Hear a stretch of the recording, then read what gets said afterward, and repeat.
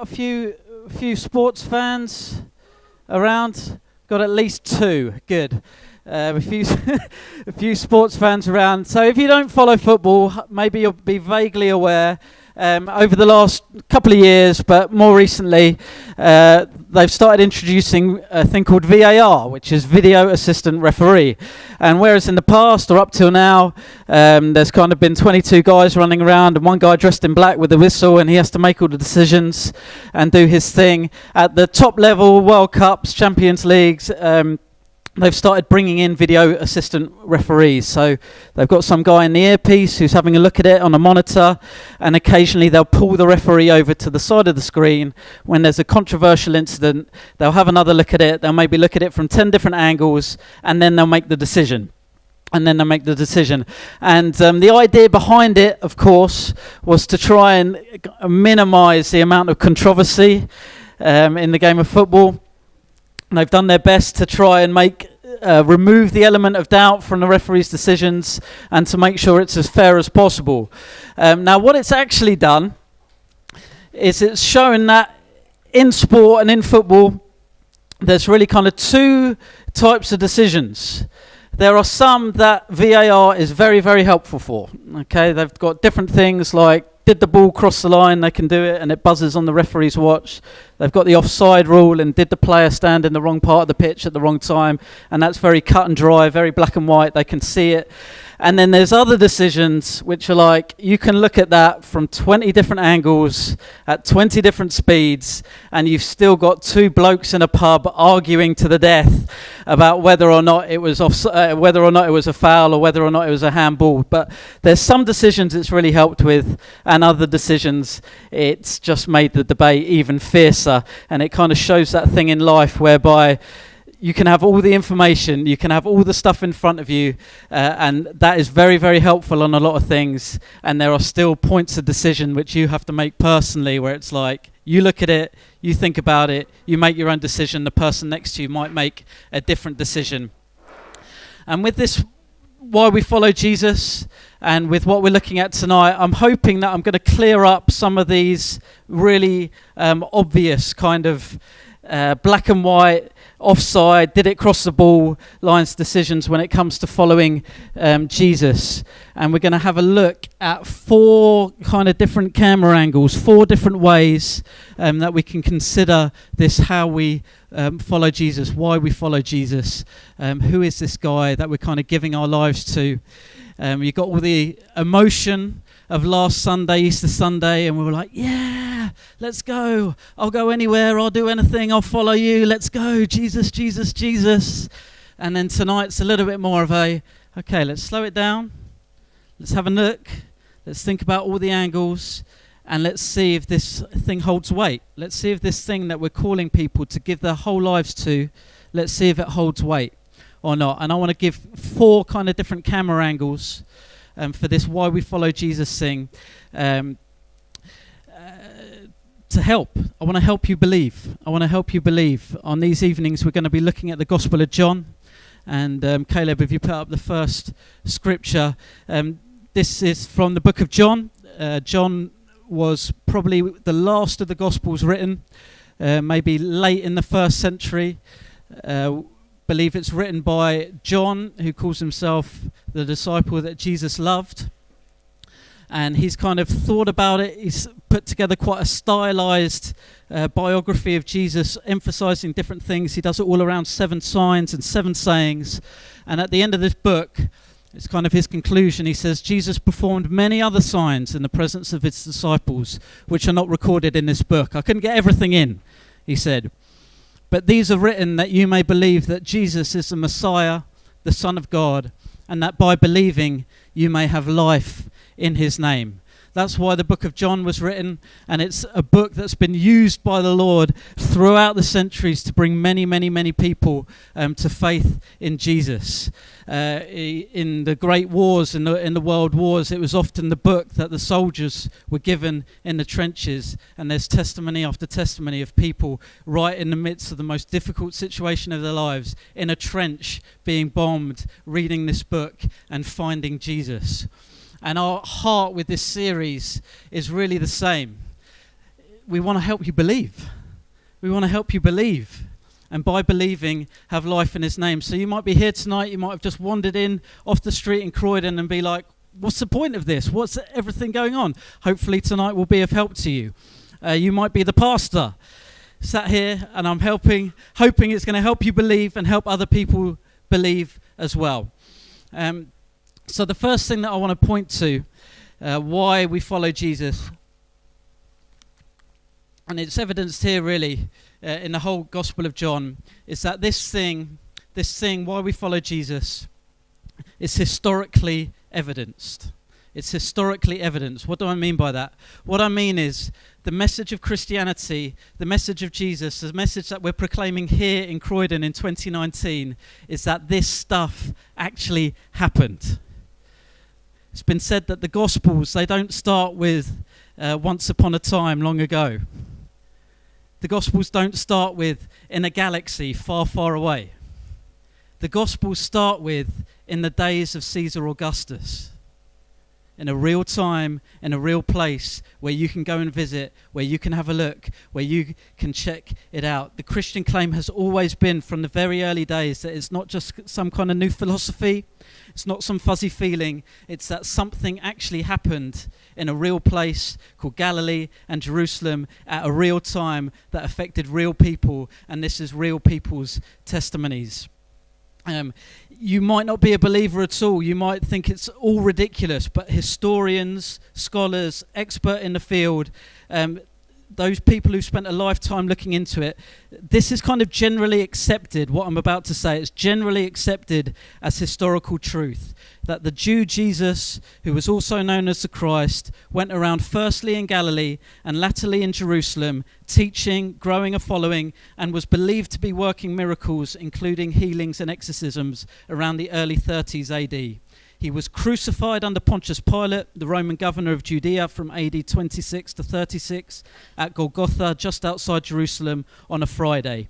He was buried that evening in a tomb owned by a Jewish council member, Joseph from Arimathea.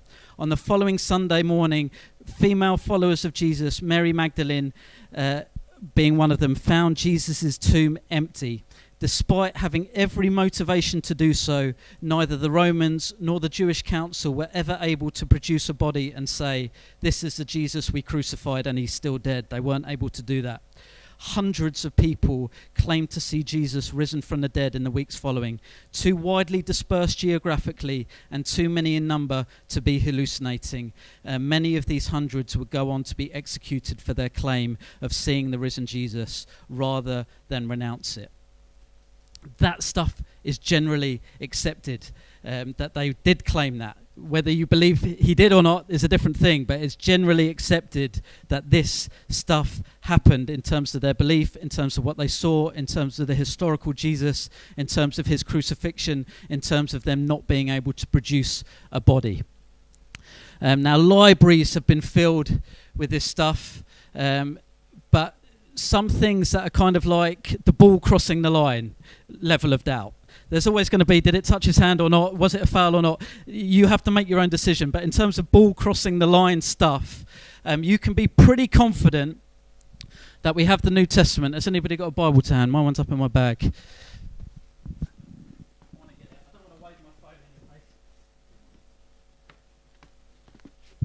The New Testament.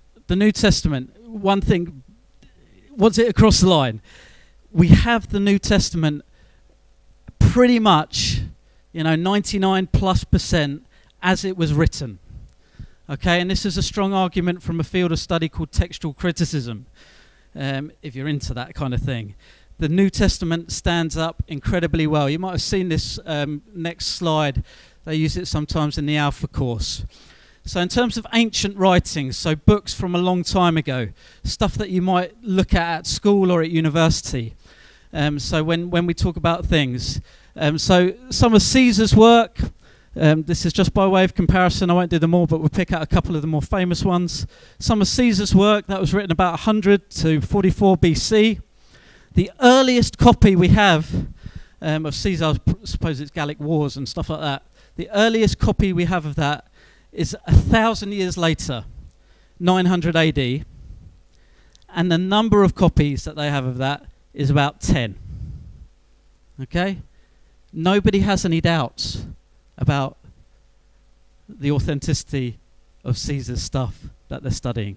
Plato, you will have heard of. If you study philosophy at university, RS, he sometimes comes up in at high school as well. He was about 427 to 34 CBC. Again, the earliest copy we have is from 900 AD. That's a time span of 1200 years later. We have 7 copies. Yet there's not that much existential angst about the existence of Plato. Yeah? He's there. We did it. We're studying him. Homer, not as in The Simpsons, as in the Iliad, written 900 BC.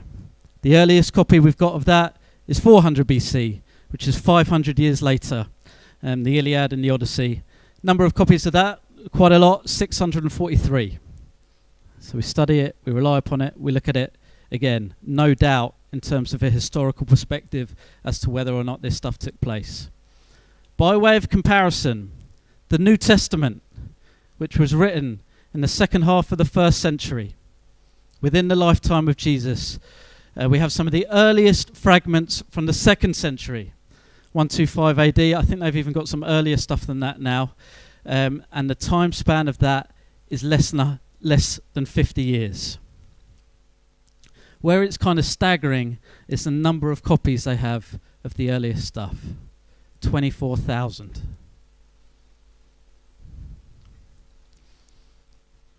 Did the ball cross the line?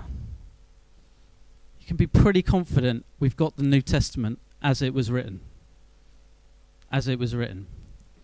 Okay?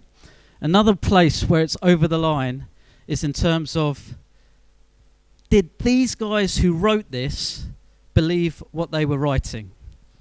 Okay, if you want to think about it from kind of a legal testimony perspective. Did they believe it? Or was it a work of fiction?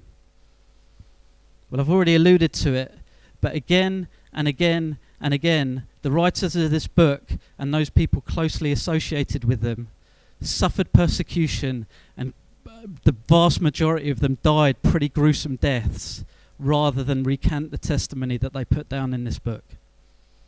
Not just one, not just two, not just three, dozens and dozens said, I will not recant my testimony that I saw the risen Jesus. You can put me in a lion's pit. You can crucify me upside down. You can put me on the island of Patmos. You can stone me.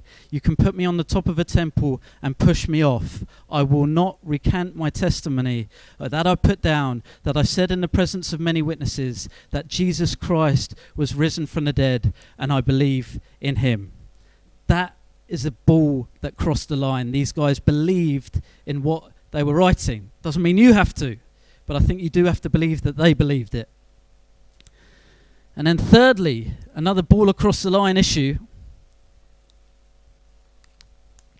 Many people that the early Christians spoke to believed what they were saying. And this would be an argument maybe from sociology. There was a people movement. Quite remarkable. It's like, how did that happen if it wasn't what they claimed it was? This small group of pretty simple people, fishermen, tax collectors, political renegades, defeated seemingly because their founder was crucified, 120 of them in an upper room in Jerusalem praying. This Jewish sect became the dominant religion in the Roman Empire within 300 years. Incredible people movement. Historians and sociologists are like, how did that happen? How did that happen? It's because many, many people, a ball across the line issue was, many people who they spoke to believed what they were saying. Their claims were easily checkable. You know, if you were just some random dude in 90 AD living in the Middle East, you could go to Galilee, you could go to Jerusalem, and you could ask grandma, did it happen? Yeah? Did it happen? Even Luke in the New Testament, he's like, I've made a careful investigation of these things. I've got this guy, Theophilus, my patron. I'm going to go out, I'm going to investigate, I'm going to ask. And that could happen again and again and again and again. It's a ball across the line issue that many people they spoke to believed what they were saying.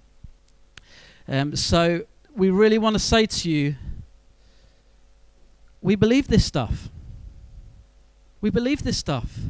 And like at least a couple of people in this room are quite intelligent. Yeah. We might not be very good looking.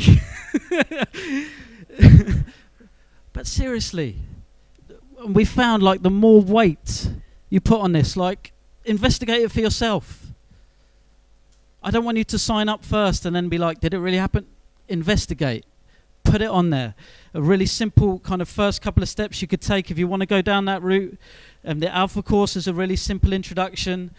Some of the books around, we can recommend some. A book based on the Alpha course, Questions of Life by Nicky Gumbel. Going back a bit, Mere Christianity by C.S. Lewis, who wrote the Chronicles of Narnia and stuff like that. He's a Christian apologist as well.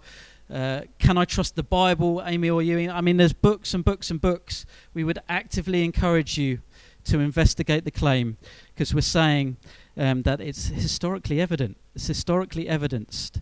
And that's one of the reasons why we follow Jesus. We believe that this stuff really happened, and we commend it to you. I saw a tweet from Milton Jones, the comedian, who's on some stuff on the BBC, like the panel comedian shows and stuff like that. He said, I think this was Easter Sunday, he tweeted, he said, if the resurrection was fake, you have to say the scam has gone miraculously well. If the resurrection was fake, you have to say the scam has gone miraculously well. So it's historically evidenced. Secondly, and we'll be a bit more quick on the last three, it's personally experienced. Why we follow Jesus? Because we experience it personally. So the New Testament is really the story of different people personally experiencing life with Jesus. You've got Peter's story in there. Fisherman, called out, starts following Jesus, denies him, walks away from him, gets called back, and eventually tradition tells us that Peter was crucified upside down rather than recant his testimony that he encountered the living Jesus. You've got the story of James, Jesus' half-brother, who was initially really skeptical about the claims of Jesus. Most of his family thought he was out of his mind at certain points in the story. And then James turns around, he becomes one of the pillars of the church, and he was actually the guy that we're told was taken up to the top of the temple, and they said, if you don't stop preaching this Jesus, we'll push you off. He said, I'm not going to stop. I saw him right the way up, through Nazareth, through Galilee, and on into Jerusalem. I cannot recant. Gave his life for his testimony. Jesus' half-brother. Again and again in the New Testament, you've got the story of Paul, who was very open with the fact that before he met the risen Jesus, he was a persecutor of the Christians. He went around gathering them up, trying to shut down this movement. And then on the road to Damascus, he saw a bright light. He heard the risen Jesus, and he said, okay, Lord, I will follow you. And then he went round and suffered greatly in order to spread the message that Jesus is alive, that his kingdom is coming, that a new thing is on its way. So you've got story after story, and you can look all the way through history, all the way through the centuries, and find people in every corner of the world who come to experience this Jesus personally, have their life changed by it, endure suffering for it, and proclaim the truth of it. I could have picked so many different people. I'm just going to give you one. Dostoevsky. I think he's on our next slide. Caleb, the Russian novelist. Anybody read any Dostoevsky? I've at least looked at it on the shelf. I mean, I've pulled it off the shelf. I felt it was quite heavy. But he's generally considered to be one of the greatest novelists all time, a Russian from the 19th century, and wrote the Brothers Karamazov, amongst many other works, which are considered some of the greatest literary achievements ever. He said this, I will tell you that I am a child of this century. He's talking about the 19th century. A child of disbelief and doubt. I am that today and will remain so until the grave. How much terrible torture this thirst for faith has cost me and costs me even now, which is all the stronger in my soul the more arguments I can find against it.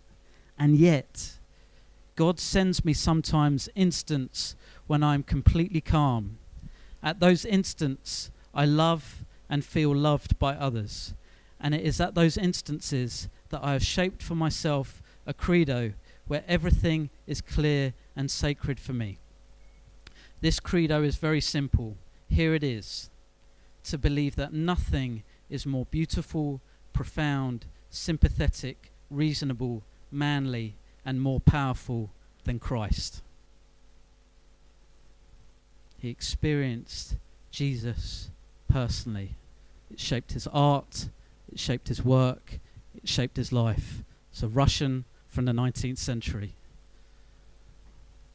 I'm from Sutton in the 21st century.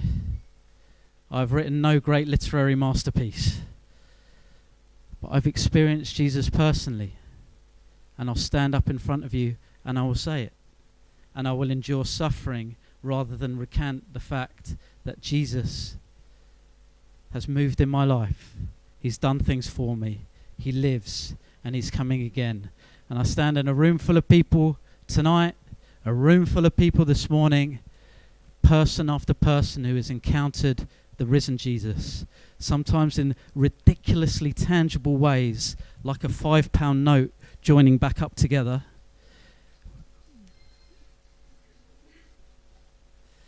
There we go.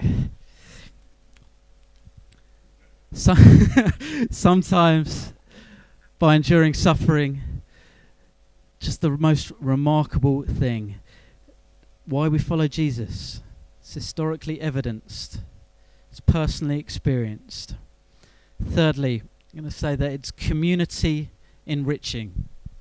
It's community enriching. So we're all kind of looking for something in life that will help bring people together.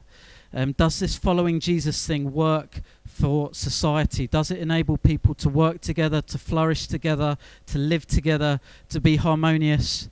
And yes, Jesus does this insofar as we follow his teaching and example. Now, you may have experienced different times where it feels like such terrible stuff is being done in the name of Jesus, such conflict is being caused.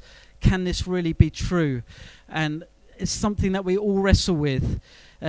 Terrible things have been done in the name of Jesus. Wars have been fought, slaves have been kept, hypocrisies performed, church accounts plundered. Many, many terrible things have been done in Jesus' name. But for me, I think the clearly demonstrable thing is that you can see that those terrible things are clearly inconsistent. They're in conflict with both the teaching and the example of Jesus. You can look at the founder and you can say they've gone off course. They've gone off course. And insofar as they've gone off course, is so far as they have mucked it up. Jesus, his teaching and example, where people follow it, they find relationship, they find life, they find healing. You know, some of the great tools that our culture loves to lift up, equality, integrity, free speech, care for the outcast. Like, where do you think we came up with these ideas? It's like, yeah, what did the Romans ever do for us? It's like, they were there. They were there either explicitly in the teaching of Jesus or the implicit outworking of what he brought in his person and in his example. It's like, yeah, you want to use equality as a reason to criticize Christianity. It's like, it's a classic picture of a child slapping his dad in the face. The only reason he can get so high is because he sat on his dad's lap. You want to criticize Christianity on the grounds of equality. That's what it's like. Yeah? It's like you're a child, sat on the lap. That's the only way you can get that high up. the first witnesses at the tomb. It's there. It's community enriching, fueling the Martin Luther Kings and the Mother Teresas. It's been the Sermon on the Mount and the example of the suffering servant. If you think about how different things are from 2,000 years ago, transport, technology, Avengers Endgame, but who's improved on the moral teaching of Jesus? Where's been the leap forward? He's the man. Closer to home, it's been said that churches in the UK provide over half the toddler and parent groups, the biggest network of debt counsellors. They feed hundreds of thousands of hungry people each year. Even just thinking about the people in this room, not me, that I know, week on week, day on day, thirsty people given drinks, families strengthened, homes opened, meals shared, internationals assisted, children encouraged, young people given opportunities, marriages strengthened. And I know some of you, it's not because you're good people. It's because you got hold of this suffering servant and this Sermon on the Mount. And it's why we follow Jesus. It's why we follow Jesus. So it's historically evidenced, personally experienced, community enriching. And lastly, I want to say that it's tragedy durable. Tragedy durable. If we can have the last slide up, Caleb, thank you. Tragedy durable. So I really want to suggest to you, at whatever stage of life you're at, your philosophy of life, what you're doing, it really needs to hold when the feces comes face to face with the fan. It really does.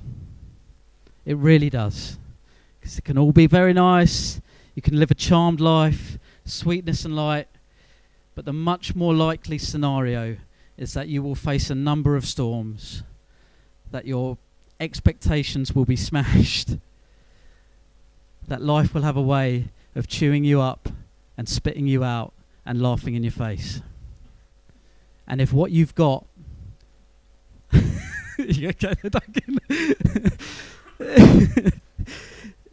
and if what you've got won't see you through that, it's not strong enough. The philosopher, I think he was, Mike Tyson, he said, everyone has a plan until they get punched in the face. And you need something in your corner when you get sucker punched. You need it. You need it. And so does the way you're doing this life function in the face of being a refugee? Would it function with doubtful parentage, sibling rivalry, obscurity, manual labour, family fallouts, spiritual attack, evil opposition, death of relatives, being misunderstood, being abandoned by close friends, persecution from the government, betrayal, an unfair trial, having your reputation trashed, imprisonment, physical violence, care for aging parents, or even death? Is what you've got going to see you through those storms? And I want to say to you very personally that why we follow Jesus is because at one level it's tragedy durable. That I've met person after person, many in this church, who have been through incredibly difficult things that have absolutely squeezed the life out of them. And the most amazing story comes back time and time again. This is a path I never would have chosen. If I could go back in time and change things, I would. And yet, right in the midst of that absolute horror and heartbreak, I find Jesus there with me in the storm, seeing me through, lifting me up, raising my head and walking with me. in the midst of it. It's not just true, doesn't just work at a societal level, but in the hardest days of your life, it can see you through.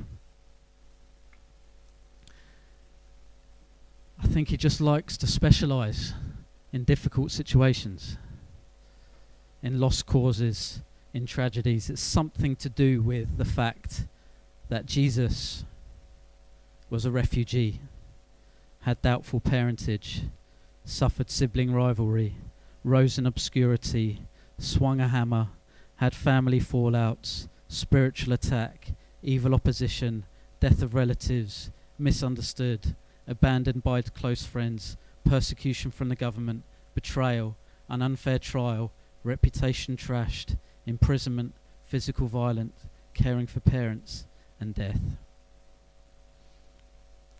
And he gave this story, and we keep commending it to you. Told this really simple story that you'll have heard before.